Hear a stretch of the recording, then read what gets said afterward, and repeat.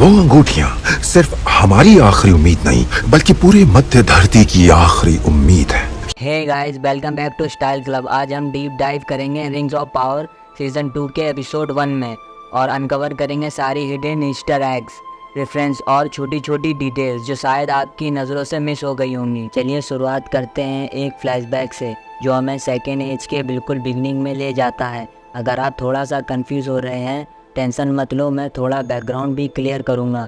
बिना बुक्स में बहुत ज़्यादा घुसे हुए हम समझेंगे कि ये कहानी कहाँ से स्टार्ट होती है। बेसिकली मिडल अर्थ की ये दुनिया ईरू इलोतार नाम के गॉड ने बनाई है। इन्होंने एंजल्स भी बनाए हैं जिन्हें वेलार कहते हैं। ये असली में एंजल्स नहीं है, लेकिन हम सिंप्लीफाई करने के लिए इन्हें एंजल्स ही कहेंगे। अब एक वेलार मॉर्गोथ अपने क्रिएटर के खिलाफ बगावत करता है और एक लंबे समय तक के लिए युद्ध शुरू होता है जिसे वॉर ऑफ वॉर्थ कहते हैं। जैसे हम इस एपिसोड में सुनते हैं, मॉर्गोथ ने एल्व्स को करप्ट करके उन्हें ऑक्स में बदल दिया था। बाकी एक वेलार्स ने एक और बींग्स को बनाया जिन्हें मायार कहा गया।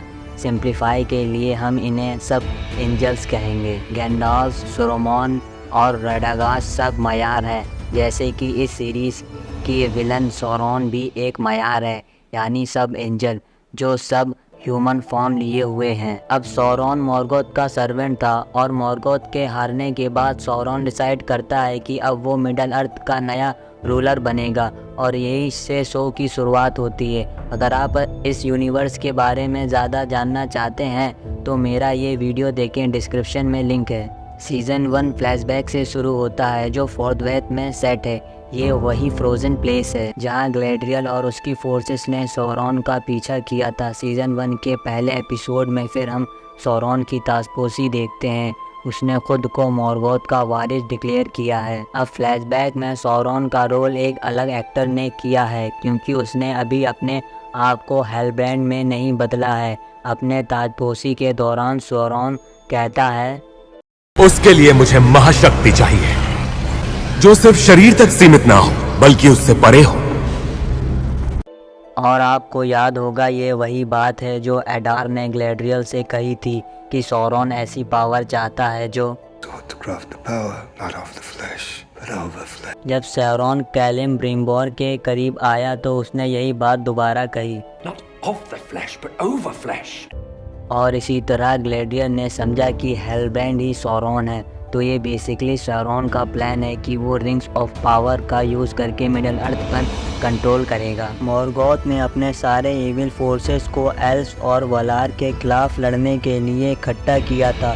वॉर ऑफ वॉर्थ में ड्रैगन्स और ट्रोल्स और दूसरे क्रिएचर थे। लेकिन सौरॉन का प्लान थोड़ा माइंड गेम वाला है। वो चाहता है कि अच्छाई की ताकतें अपनी ही फ्रीडम को सिक्योरिटी के नाम पर सेक्रीफाइस कर दें, और यही वन रिंग की इम्पोर्टेंस है। एक रिंग जो सौरॉन का बाकी सब रिंग पर कंट्रोल देती है। लेकिन इस बारे में हम बाद में बात करेंगे। सौरॉन ऑर्क्स को अपनी तरफ करने की कोशिश करता है, कहकर कि एल्व्स कभी उन्हें वापस नहीं अपनाएंगे और इंसान उन्हें बिल्कुल ख़त्म कर देंगे। और दोस्तों, वह गलत नहीं कह रहा है। फ्लैशबैक में ये भी दिखाया गया है कि फर्स्ट सीजन में क्यों हेलब्रांड एडार के खिलाफ था और कैसे एडार ऑक्स का लीडर बना। ऑक्स सौरॉन का विश्वास नहीं करते थे और वो चाहते थे कि उनको अपनी ही कोई जाति का लीड करे। असैसिनेशन अटेम्प्ट के बाद एक बड़ा कोल्ड ब्लास्ट होता है जो कुछ रिटर्न ऑफ द किंग के एंड में सौरॉन की तबाही के जैसा लगता है, लेकिन ये बुक्स में नहीं होता। तो बुक्स मटेरियल से कुछ लिबर्टीज लेता है, इवेंट्स को कंप्रेस करता है जो हज़ारों सालों में हुए कुछ हफ्तों में दिखाता है। लेकिन मुझे ये ठीक लगता है क्योंकि ये हमें पूरी स्टोरी में वही कैरेक्टर्स को फॉलो करने का मौका देता है और स्टोरी को इवेंट बेस्ड के बजाय कैरेक्टर बेस्ड बनाता है। उसके बाद सौरॉन की एसेंस क्रैक्स के थ्रू शिप होती है जो सिंबलाइज करता है कि उसका इविल धीरे धीरे मिडल अर्थ में फैलता जा रहा है, लोगों के दिमाग में घुसता जा रहा है बिना डायरेक्ट अटैक किए। फिर वो ब्लैक गू में बदल जाता है, कुछ वेनम जैसा जो जानवरों को कंज्यूम करता है ज़िंदा रहने के लिए। मुझे ये सीक्वेंस पसंद आई क्योंकि ये एक्सप्लेन करता है कि सौरॉन एक दिन अपने लिए एक हॉर्क्रेक्स क्रिएट करने का प्लान क्यों बनाता है। वन रिंग, वो चाहता है कि उसकी सोल एक अटूट ऑब्जेक्ट में रहे ताकि उसे अब कभी दोबारा ऐसी बेइज्जती और तकलीफ ना झेलनी पड़े। और यहीं से जेके रॉलिंस ने हैरी पॉटर के वॉल्डी बाबू के लिए इंस्पिरेशन ली है। फिर वो एक घोड़ा गाड़ी के नीचे छिप जाता है और फाइनली हेलब्रांड के रूप में दिखाई देता है, जो हम सब देखते हैं। ये ओपनिंग सीक्वेंस सौरॉन को इस सीरीज़ का मेन कैरेक्टर बनाता है। क्या किसी और को ये लगता है कि हम उसकी तरफ हो गए हैं? उसका आर्क बहुत स्ट्रॉन्ग है और मुझे ये कैरेक्टर आर्क्स पसंद है। सीज़न 1 में हेलब्रांड ने गैलेड्रियल से कहा था कि उसने राजा की सील एक मरे हुए आदमी से ली थी, और ये ओपनिंग दिखाती है कि उसने झूठ नहीं बोला था। और क्योंकि सौरॉन इतना पुराना है कि उसने इस राजा की सील को पहचान लिया होगा, शायद उसने ही इस राजा की फैमिली लाइन को ख़त्म किया होगा। तो ये आदमी जो सौथॉर्न किंग की सेवा करने वाले लोगों का वंशज है, सौरॉन में अच्छाई देखने की कोशिश करता है। वो कहता है, नई जिंदगी बाहें फैलाई खड़ी है, तुम्हें बस उसे अपनाना होगा।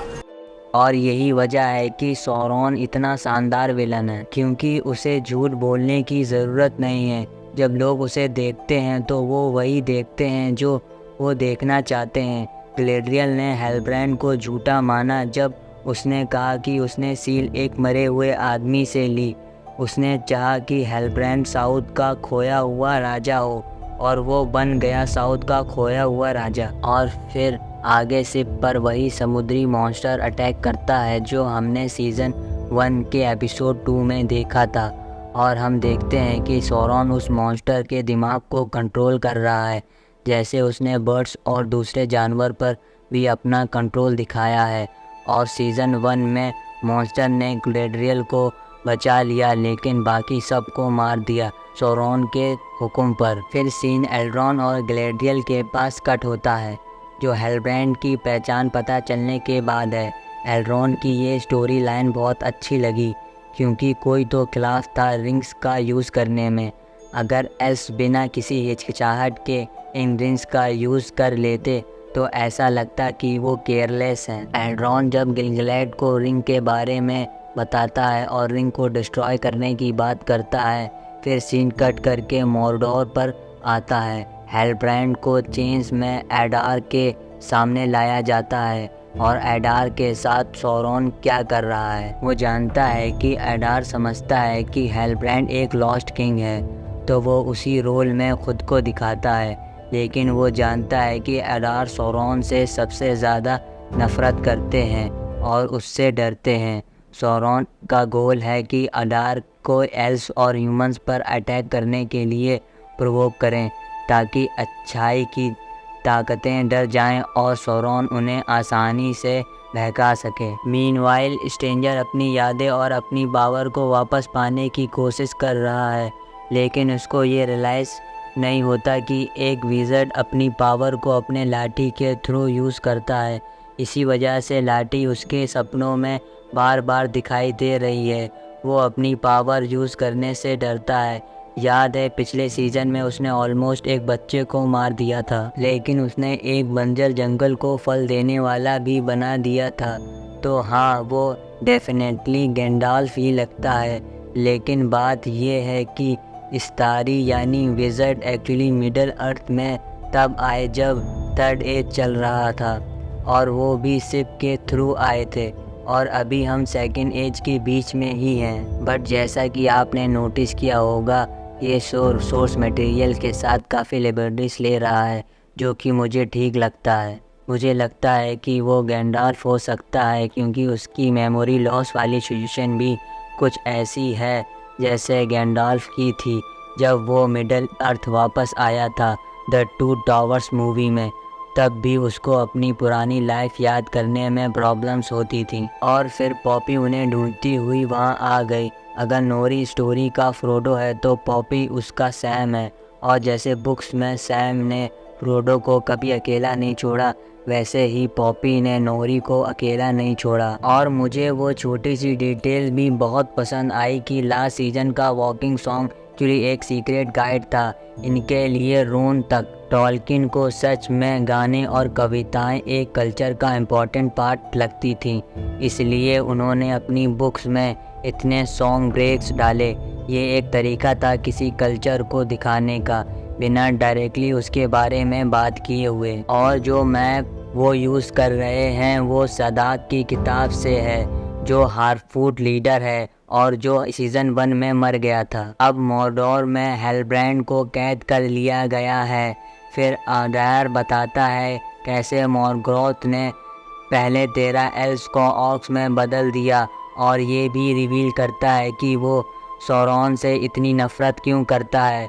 वो वहाँ खुद था और उसने सारा कुछ अपनी आंखों से देखा था। मुझे इस सीन में ये पसंद आया कि सौरॉन ने ये कैसे मैनेज किया कि वो झूठ ना बोले, सिर्फ वर्ड्स को ट्विस्ट करके, क्योंकि वो खुद को मॉर्डोर का मास्टर मानता है और सिर्फ अपनी ही सेवा करता है। फिर हम शिफ्ट होते हैं वेस्टर्न लिंडन के ग्रे हेवेंस में, जो बिल्कुल वैसे ही दिखते हैं जैसे रिटर्न ऑफ द किंग के एंड में थे। ये वो जगह है जहाँ सिरडन रहते हैं। ये बंदा एल्व्स के बीच काफ़ी स्मार्ट माना जाता है कि ये सबसे ज़्यादा स्मार्ट और सिकर है, मतलब फ्यूचर की झलक देख सकता है और ग्रे हेवेंस का मास्टर रहा है फर्स्ट, सेकंड, थर्ड और फोर्थ एज ऑफ मिडल अर्थ तक। जैसे कि इस एपिसोड में दिखाया गया है, वो रिंग ऑफ पावर नारिया पहने हुए हैं। बुक्स में ये रिंग उसको कैलिब्रिम्बोर से गिफ्ट में मिली थी। फन फैक्ट, जब गैंडल्फ थर्ड एज में शिप के थ्रू आया था, किर्डन ने उसको ये रिंग गिफ्ट की थी क्योंकि वो फ्यूचर देख सकता था और उससे पता था कि गैंडल्फ कितना इम्पोर्टेंट होगा। उसने कहा था, रिंग अब तुम ले लो, तुझे तुम्हारे काम और तुम्हारी फितने बहुत बड़ी होंगी। इतनी रिंग तुम्हें बचाई, ये तुम्हारी थकान से छूट गई 8 की रिंग है, और शायद इसी साथ तुम पुरानी दुनिया जो सौ रटो वापस जिंदा कर सको, ऐसी दुनिया जो धीरे धीरे ठंडी बढ़ रही है। और बुक्स के अकॉर्डिंग ये रिंग में पावर है कि ये दूसरों में उम्मीद जगाने की ताकत देती है, जो गैंडल्फ के लिए सालों बाद काफ़ी फ़ायदेमंद साबित होती है। एल्व्स एक विदाई संगीत गा रहे हैं जो कुछ सिमिलर है उस सॉन्ग से जो हमने फेलोशिप में देखा था। अब जब सिरडन रिंग को लेकर आता है, गैलेड्रियल नैनिया पहनती है। ये वही रिंग है जो उसने फेलोशिप ऑफ द रिंग में पहनी थी।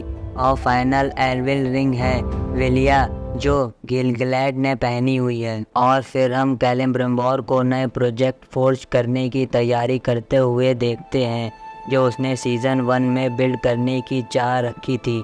तभी उससे मिलने सौरॉन आता है, जिसे वो आने देता है, और यहीं पे एपिसोड एंड हो जाता है। चैनल पर सेकंड एपिसोड को ज़रूर देखिए, और भी एपिसोड का एक्सप्लेनेशन आने वाला है, तो चैनल को सब्सक्राइब ज़रूर कर लीजिएगा।